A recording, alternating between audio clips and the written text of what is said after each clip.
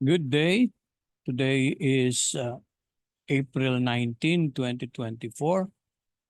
Ito po yung ating material para sa House to House Evangelism sa Santa Lucia at Putud. At ang teksto po natin ay makikita sa chapter 7 ng Book of Luke, verses 1 to 10. Tayo po'y manalangin. Ama, nagpapasalamat po kami dahil meron kaming ganitong sandali upang ang inyong salita ay pag-aralan.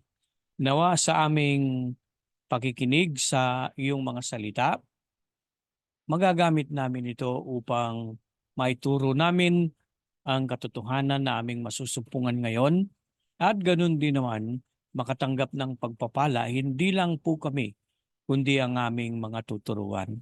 Ingatan mo ang aming mga pag-uusapan at ganun din ipinagkakatiwala, Panginoon, ang inyong gagawin sa araw ng Sabado sa aming pagtuturo ng iyong mga salita. Ito po ang aming dalangin at pasalamat sa pangalan ni Jesus. Amen.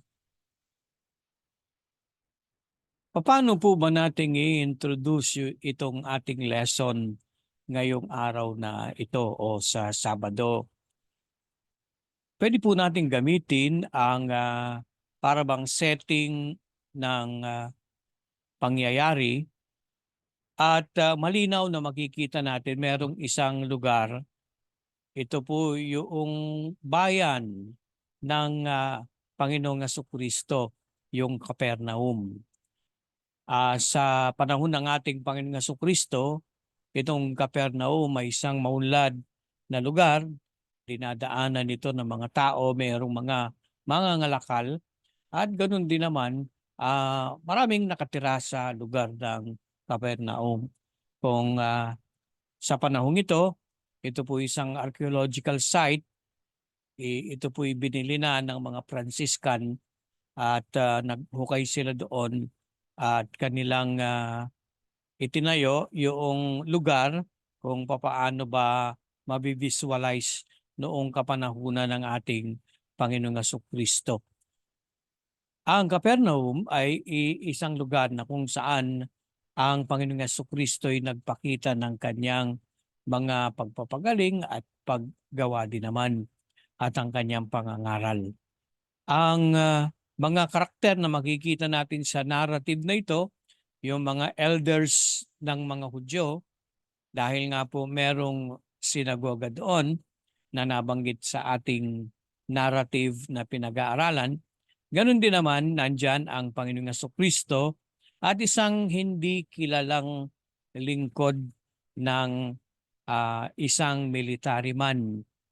Makikita po ninyo na binanggit ng banal na kasulatan doon sa Capernaum ay merong centurion. Ito po ay may pinangangalaga ang mga sundalo. Maaring sa kapanahunan natin, siya po ay isang general at meron siyang mga kawal na sumusunod sa kanya. At makikita po natin sa narrative na ito na ang centurion ay merong minamahal na servant, nagkasakit, at ang sinabi po ng banal na kasulatan sa verse 2, siya ay handa ng mamatay. Ibig sabihin malapit ng mamatay dulot ng kanyang sakit. Nabalitaan ng centurion, hindi po binigyan ng pangalan ng Biblia ang centurion ito. At ayon sa banal na kasulatan, nang marinig niya na ang Panginoong Jesucristo'y naroroon, kanyang inutusan, pinadala yung mga elders ng sinagoga. Sila po yung mga Hudyo. Dahil ang isang sinagoga, para mabuo ito, para makapagsimula sila ng kanilang mga so-called pagtitipon, excuse me, ay kinakailangan merong mga 13 mga matatandang mga lalaki o kaya lalaki na naroon at makakapagsimula sila ng sinagoga. Doon ay pag-aaralan nila ang tinatawag nating lumang tipan ngayon o ang batas ni Moses. Mahalaga pong makita natin na ang relasyon ng senturyong ito doon sa mga religious leaders ng sinagoga ay malapit. Kasi po kanyang nautusan ito na tumungo sa Panginoong Jesucristo at humingi ng pabor, tulong, patungkol doon sa kanyang servant. Makikita po ninyong puso nitong senturyon bilang isang lalaking napakataas ng posisyon sa militar. Meron po siyang isang klase ng pag-ibig doon sa kanyang lingkod. Ang ibig sabihin, pinapahalagaan niya kahit na yung mababang klase ng tao. Pinapahalagaan niya dahil ang sabi po ng Biblia, napakamahal sa kanya. Who was dear unto him. Marahil po ito'y masipag, marahil po'y mapapagkatiwalaan, marahil po'y maraming mga katangian. Pero ang sinabi po ng Biblia, ang lalaking ito ay napakalapit sa kanya. At malapit na nga po siyang mamatay at siya ay humingi ng tulong dito sa mga elders ng mga Hudyo na tumungo doon at pagalingin ang kanyang lingkod na ito. At nang sila'y makarating doon sa Panginoong Jesucristo, ito pong group of elders na inutusan nitong senturyon o nakiusap ang senturyon, makikita po natin yung kanilang kaparaanan kung papaanong kausapin ng Panginoong Jesucristo. And when they came to Jesus, they besought him instantly, saying that he was worthy for whom he would do this. Makikita po ninyo na itong mga elders ng Hudyo, sinabi nila, pinakiusapan ang Panginoong Jesucristo na magmadali, bilisan lang, para kasi itong taong ito napakahalaga. Dapat natin siyang tulungan. Dapat nating gawin ito. Dahil ang reason nila, mahal ng senturyon ang ating bayan at ganun din naman, ipinagpatayo tayo ng sinagoga. Kung mapapansin po ninyo mga minamahal, ang lalaking ito'y merong mabuting katangian. Kahit siya po ay hentil, hindi si Hudyo. Ngunit ang kanyang malasakit at pagkilala doon sa relihiyon na Judaismo, kanya pong tinulungan sila, pinagtayo sila ng dako kung saan sila pwedeng magtipon at yun nga po ang sinagoga. So meron siyang napakabuting puso para tumulong. Napakabait na tao dahil kaya niyang magpatayo ng isang struktura para magamit ng iba. Mabuting tao itong army na ito, itong sundalong ito, at makikita natin mapagmahal sa kanyang mga lingkod. Ang Panginoong Kristo ay hindi nagatubili na marinig yung pagkausap nitong mga elders na samahan sila. At habang sila ay naglalakad, makikita po ninyo sa verse 6, then Jesus went with them, and when he was now not far from the house. Ang ganda po ng King James, ano? Kasi sabi, and when he was now not far from the house. Parang sinabi, napakalapit na lamang niya dun sa bahay. Ang senturyon ay nagpadala ng kanyang mga kaibigan muli. Mga kaibigan. Pinapunta sa Panginoong Jesucristo at pakisabi lang ito, Panginoon, tignan po ninyo sa verse 6, Lord, trouble not thyself, for I am not worthy that thou shouldest enter under my roof. Ang kanyang pakiusap, sinabi sa kanyang mga kaibigan, habang napakalapit na lang sa bahay ng Panginoong Jesucristo, hindi po ako karapat-dapat na kayo'y sumilong doon sa aking tahanan. No, nakita niya bilang isang hentil, ang mga Hudyo'y merong ganitong pagtanaw doon sa mga hentil. Kaya sinabi niya, hindi po ako karapat-dapat na sumilong. Hindi kayo karapat-dapat sumilong dito sa aking bahay. At sa verse 7, wherefore neither thou I myself worthy to come unto thee. Hindi rin naman ako karapat-dapat na ako po'y pumunta sa inyo. At ito po yung napakagandang sinabi ng centurion. Ano? But say in a word, and my servant shall be healed. Magsalita lang po kayo, sabihin lang po ninyo, at gagaling na ang aking lingkod. Tignan po ninyo yung kaparaanan, ano? Mula dun sa mga kaibigan, kanyang ipinaabot yung kanyang pananalita at request sa Panginoong Jesucristo na pinakinggan naman ng Panginoong Jesucristo. At tunay po, ano? Itong mga kaibigan ay tunay na kaibigan. Wala tayong mababasa dito na nagdagdag sila ng salita o nagbawas ng salita.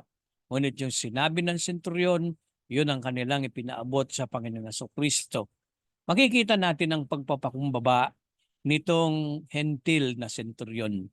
Dahil nga po, kinilala niya ang mataas na uri ng relasyon na dapat niyang iukol sa Panginoong Jesucristo. Ang sabi niya, magsabi lang po kayo, magsalita lang kayo, at ang aking lingkod ay gagaling. Ano po ang kanyang dahilan sa verse 8? Sabi niya, ito'y sa kanyang trabaho at sa kanyang eksperyensya. Dahil ang sabi niya, ako'y may katungkulan, may mga tao at sundalo sa ilalim ko. At sasabihin ko sa kanila, pumunta ka doon at sila'y tutungo. At sasabihin ko sa isa, halika, lumapit ka at siya'y lalapit. At doon sa aking mga lingkod, gawin mo ito at kanilang gagawin. At ang Panginoong Jesucristo, nang marinig itong pananalita na ipinadala ng senturyon sa kanyang mga kaibigan, ang sabi ng Panginoong Jesucristo doon sa sumusunod sa kanya. Alam po ninyo, hindi na nawawala itong mga merong ibabalita, merong gustong makita, merong sumunod sa Panginoong Jesucristo. Itong mga elders at ganoon din naman marahil meron pang ilang mga karakter doon. Ngunit sinabi ng Panginoon sa kanila ang ganitong pananalita, I say unto you, I have not found so great faith, no, not in Israel. Hindi ako makakasumpong ng ganitong pananampalataya. Wala dito sa Israel. Alam po ninyo, itong senturyon ay hentil. Ngunit ang kanyang buong pagtitiwala doon sa salita ng Panginoong Jesucristo.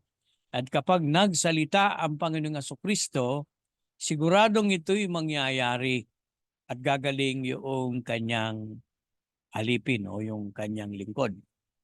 Kaya nga, sa verse 10, makikita natin mga minamahal na pagbalik nila doon sa bahay, kanilang nakita ang lingkod na magaling na. Sinabi po ng King James Bible, and they that were sent, returning to the house, found the servant whole that had been sick. So, hindi po natin para bang masasabing baka hindi ito iba ito. Baka nagkukunwari lang siya. Pero makikita po natin na nang sila'y bumalik na, nakita nila yung lingkod na magaling, no, na dating may sakit, ang sabi diyan. Mga minamahal, ang nakita at tinignan ng Panginoon ay yung pananampalataya ng senturyong ito.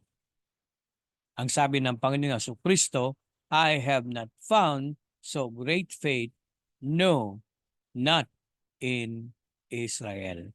Sa Luke chapter 18 verse 8, when the Son of Man cometh, shall he find faith on the earth? Sa pagbabalik ng Panginoong Kristo, makakita kaya siya ng pananampalataya sa mundo? Opo, babalik ang Panginoong Kristo.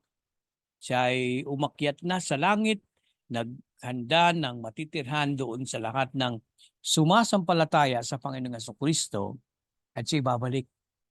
At ang sabi po ng talata, pagbabalik kaya ng Panginoong Kristo, makakasumpong ba kaya siya ng ganitong pananampalataya? Pananampalataya ng senturyon, yung salita ni Kristo'y napakahalaga. Magsalita lang siya at ito'y mangyayari. At alam po ninyo, ang kapangyarihan ng salitang yon ay magdudulot ng kagalingan. Nakita ng senturyon ang kapangyarihan ng salita ng Panginoong Kristo na ito'y mangyayari doon sa kanyang lingkod. Mga minamahal, napakahalaga po ng salita ng Diyos. At sa tuwing itong ating pinapag-aralan, masusumpungan po natin ang mga utos ng Panginoon, mga salita ng Panginoon na tunay na mangyayari at matutupad. Kaya nga, yung tanong ng Panginoong Kristo, kapag dumating na ba ang anak ng tao, makakasumpong ba siya ng pananampalataya? Sa matagal na panahon na atin pong pinag-aralan ng salita ng Diyos, ating binabasa, pinapag-aralan ng kanyang mga salita. Sa mga panahon po bang ito ay tumatag na ang ating pananampalataya sa Panginoong Kristo? Ang senturyon ay nagtiwala doon sa sinabi ng Panginoong Kristo at tunay nga magsalita lamang ang Panginoon at ito'y mangyayari sa kanyang lingkod. May kagalingan, may pagbabago, may kapangyarihan. Yan ang nakita ng Panginoong Kristo sa pananampalataya ng senturyon. Alam po ninyo, merong nagawa yung pananampalataya ng senturyon doon sa kanyang minamahal, pinagmamalasakitang lingkod. Siya'y gumaling at ganoon din magiging productive pa ang lingkod na ito. At nakita rin kung paano yung pagmamahal na iniukol nitong senturyon sa kanyang lingkod.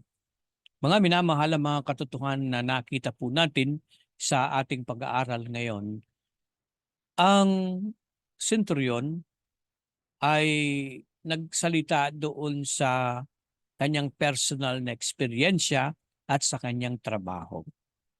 Kung siya ay magko-command, ito ay susundin.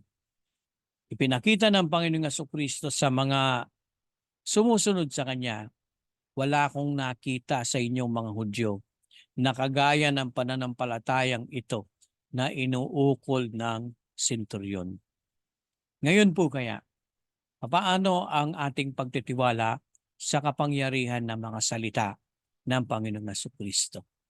Nakita po natin na may kapangyarihan ang salita ng Panginoon, may gumagaling dahil sa salita ng Panginoon. Sa account na ito, ang problema ay nabigyan ng solusyon at naniniwala po ako sa pananampalatayang meron tayo, anumang problema na darating sa ating buhay, ang Panginoon ay magsasalita, ang Panginoon ay makikita natin ang katotohanan sa Biblia na ito'y kanyang mga salita at magdudulot ito ng solusyon sa anumang problemang nasa atin. Ang ating pananampalataya ay nasusukat din po at makikita ninyo napakadakilang pananampalataya ng lalaking ito. Yung mga nasa paligid, yung mga sumama patungo doon sa bahay ng senturyon, kanilang nalaman at kanilang nakita na tunay na may kapangyarihan ang salita ng Panginoong Kristo. Tayo'y manalangin, o Diyos na dakila, nagpapasalamat po kami na inyong nalalaman at nagkikita ang aming pananampalataya. Dagdagan po ninyo ang aming pananampalataya sa inyong mga salita na nagdudulot po ng kapangyarihan, nagdudulot po ito ng pag-asa, nagdudulot ito ng kagalingan, at Panginoon nagpapatibay ng pagmamahalan sa kapwa. Nagpapasalamat kami dahil sa sandaling ito, tuturuan mo kaming makita ang pagkilos mo at ang mga utos mo ay dapat naming tupdin. Ingatan mo po ang bawat isa at ito ang aming samo at panalangin sa pangalan ni Jesus.